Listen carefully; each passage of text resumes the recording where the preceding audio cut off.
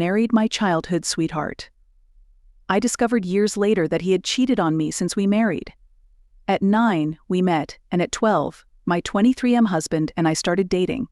Remember that he cheated on me in middle school at 15 or 16. We were on and off until 17.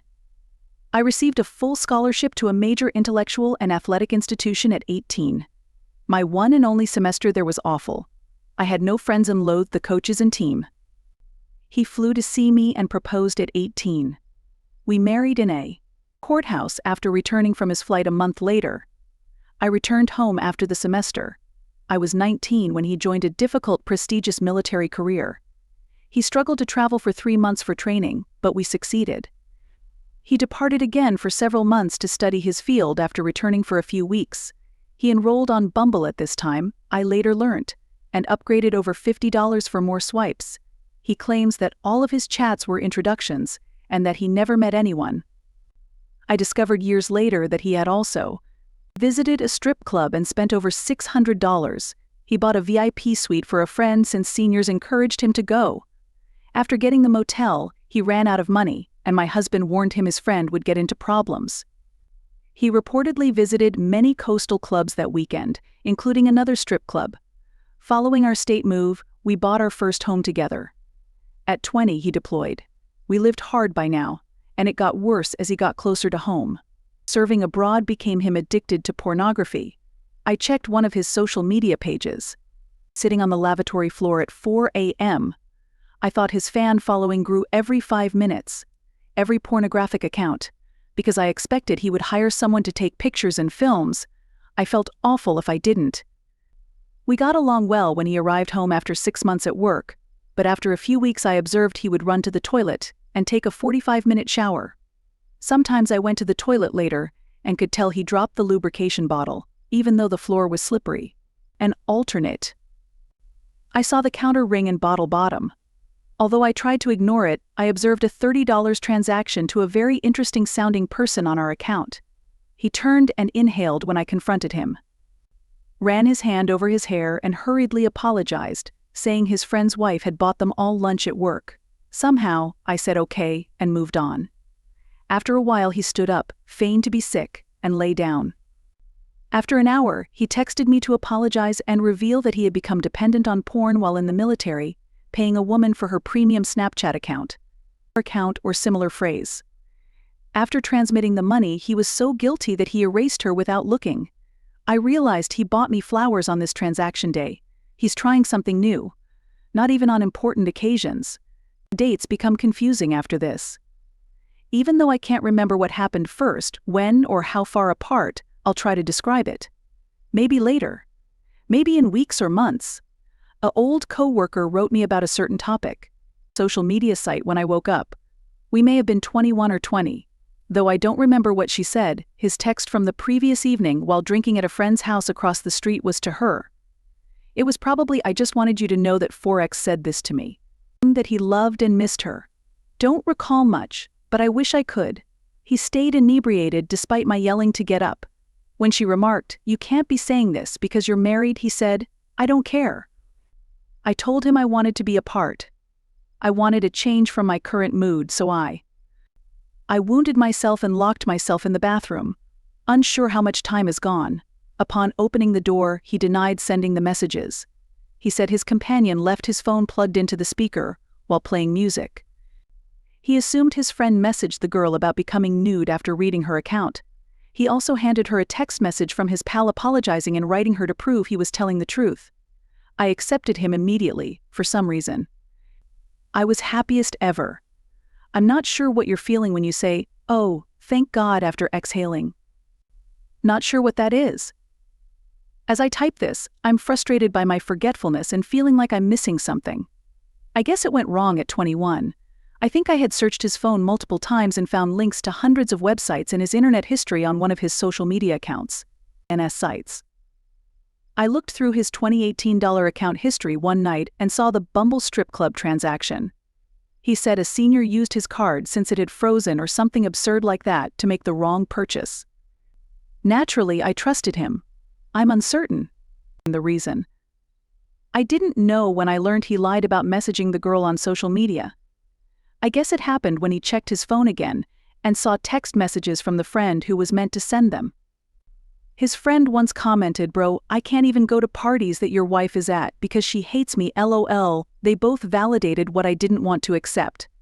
My spouse removed the girl's messages and incorporated his pal in this confusing narrative on my phone. I wasn't sure when I learned he downloaded and paid for Bumble upgrades. After much interrogation, I think I convinced him to stop lying. Moment. Says he's never met anyone. He said, "I only paid for the upgrade because I was never swiped for I don't remember when we went to the base's legal department to get divorce forms. Only this time had he cried. He wouldn't show me his tears after our airport wedding.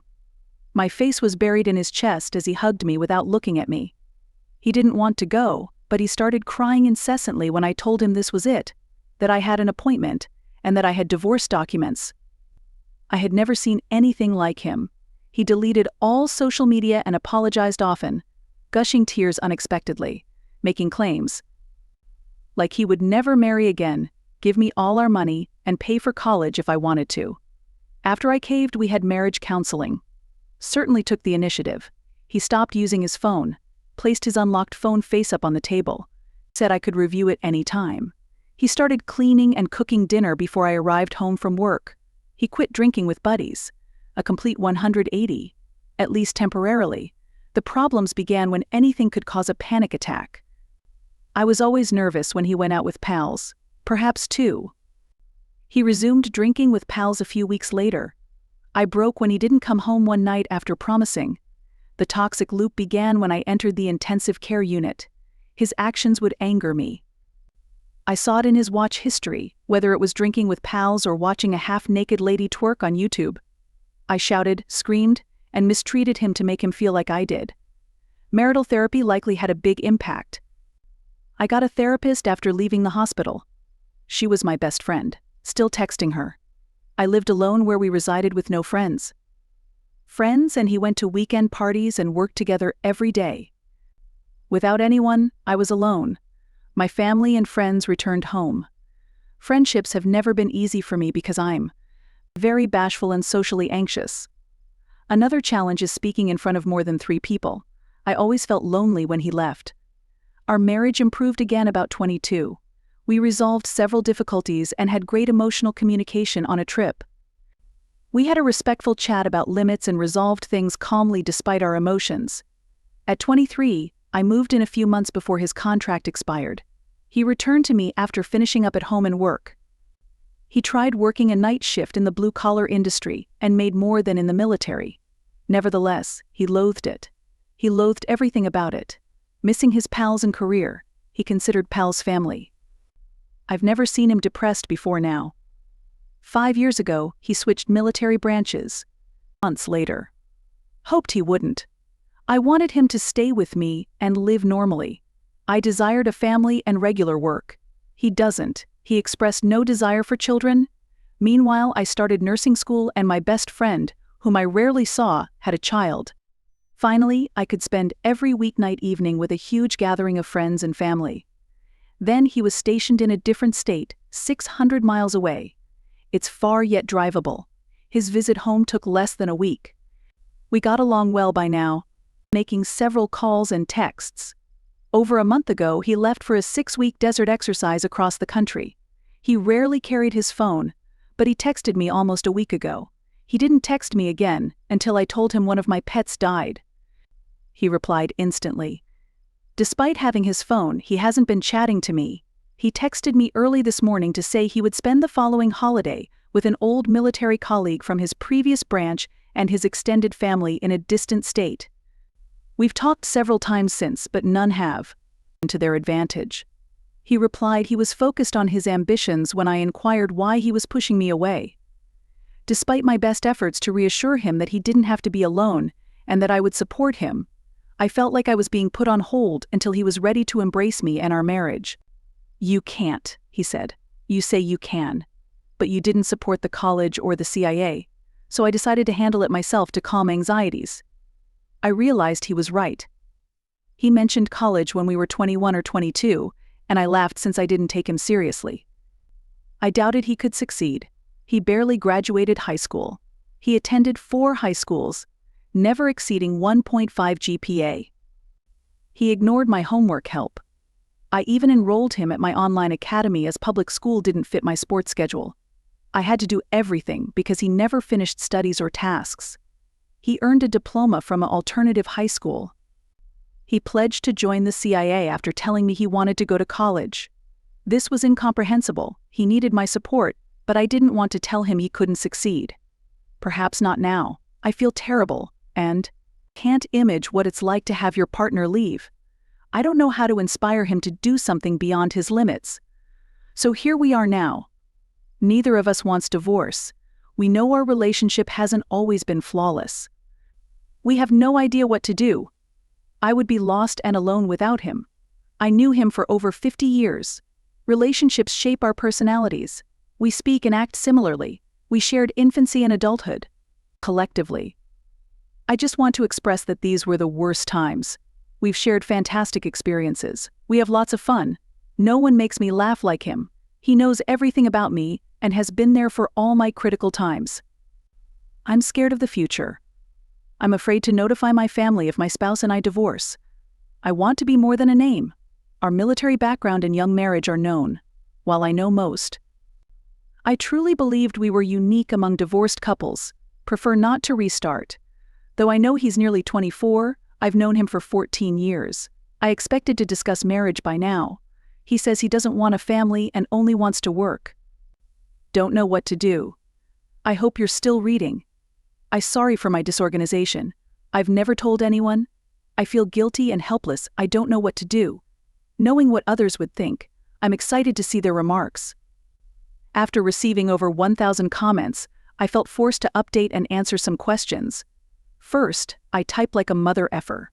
My goal in writing this message was to be anonymous, however pressing the keys revealed that. I never thought this would gain more than a few thousand views and comments. I typed out every embarrassing detail to see it all in one place.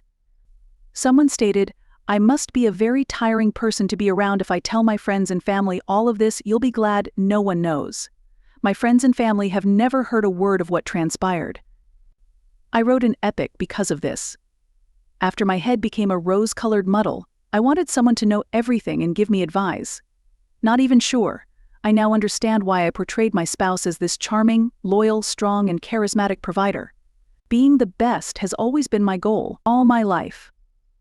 I passionately held on to my dad's favorite slogan, which he repeated every day after practice: "Second place is just the first, loser, I was the best." My 700-student high school class had me as its top student. My medals and accolades are numerous. I placed second in nationals one year, which I know is an accomplishment but don't consider it one. After dropping out of college, I left a full sports and academic scholarship, so I wanted it to mean something. I couldn't stand it, so I hid my departure from everyone. To encourage my hubby, I told everyone. Got married and joined the Marines. I wanted nobody to know I wasn't a hacker. It has to be worthy for me. My marriage issues or divorce would have been pointless. I would have lost again. I can't fail either. I used to hide in my closet and hear my dad yell at my older siblings who received CS and DS in school. I knew loss would be costly. Neither would I lose. Mom cheated on Dad when I was little. I heard them screaming on the front lawn one morning. Mom tried to get in her car to drive to work, but Dad grabbed her arm and threw her out. They don't know I saw it. They resolved it, I suppose. I thought that was right. I used to think marriage was hard and you should work hard to overcome the ups and downs. Many people have asked me if this is my life goal. Of course not. Who would want this? Why did I continue after that initial meeting? Hunger makes people eat anything. I read all comments, including hurtful ones. Hell, you arseholes, and I needed it. Over 1,000 people told me I was a blind idiot before I realized this wasn't how marriage worked, since I deserve better. I really do. Really, I deserve better. Many have said, I'm not leaving, but I haven't. Fucking prove you wrong. Not coming back. I won't quit easily. I had heard the term sunk cost fallacy, but I didn't know its definition. I do now. I appreciate you, everyone, including those who think this is a creative writing assignment. I laughed when I realized my marriage and life were terrible. August 2nd, 2024 Update 2. It's been over a year. Unbelievable that over a year has passed. Not having done an update like this previously, I hope I did it right and it wasn't erased. I wanted to update sooner. But I've been committed to living fully. Actually, I never knew life could be that exciting. My happiness has never been so great. I struggle to express how fantastic my life has become. Perhaps 48 hours after drafting the poem, I divorced. 2 months after signing the divorce papers, the divorce was completed. Thankfully, no one argued and neither possessions nor children were divided. It went considerably easier than expected. I found telling my family, especially my mother, hardest. Unfortunately, I presented him so well that he won everyone over. It felt like a slap and I felt terrible. For her to determine. Several days of crying. She helped me a lot, though. Everyone's help was amazing. My 25th birthday was lately. I decided to become a nurse practitioner. It's my current course. This year I've made a ridiculous number of friends.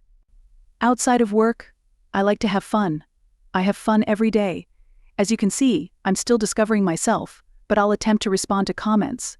I'm amazing too. I have immense potential. I'm brave too. So brave. From my first post, Bethany 2300, I made a great buddy. If you and my best buddy Katie are reading, thank you. I appreciate your loyalty.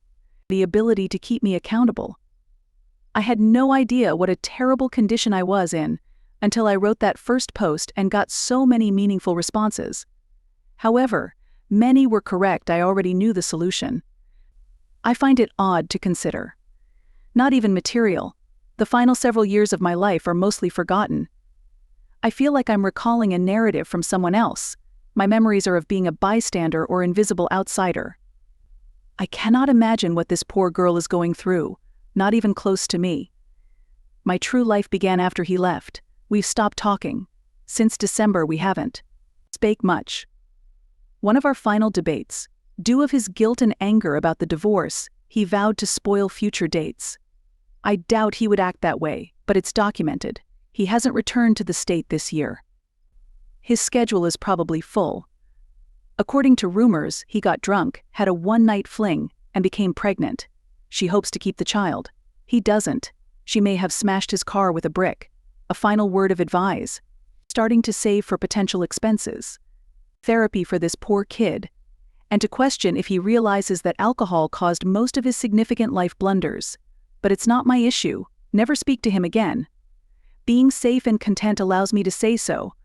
To those who said I couldn't leave on my own. Many thanks and fuck you. I did. Yes, I left. Instead of walking, I ran. I also did not look back. Thanks for saving me.